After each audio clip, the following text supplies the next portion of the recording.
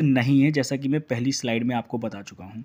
अब उसके बाद में जो 12 लाख से ऊपर कमाते हैं, तो उनके लिए 0 से 4 लाख तक की आय पर कोई टैक्स नहीं है। यानी कि अगर 12 लाख तक ही कमाते हैं आप, तब तो आपको कोई भी टैक्स नहीं देना है नए टैक्स स्लैब के अकॉर्डिंग। लेकिन अब आप जब 12 लाख से ऊपर कमाते हैं, तो फिर आपका टैक्स लगना कब से शुरू होगा? 4 लाख से ऊपर, यानी कि 0 से 4 लाख तक आपको कोई टैक्स नहीं देना है। फिर उसके बाद में 4 लाख से 8 लाख तक की आय पर आपको 5% का टैक्स देना है, और 8 से 12 तक की आय पर आपको 10% का टैक्स देना है। ये मैंने इसमें पॉइंट इसलिए नहीं रखे हैं ताकि आप कंफ्यूज ना हो।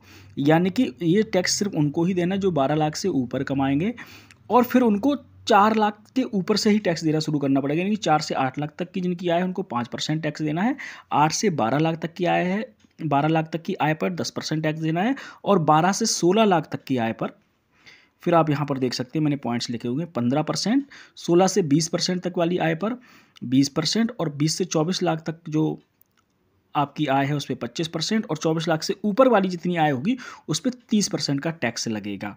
यानी कि अब जो लोग 12 लाख से ऊपर कमा रहे हैं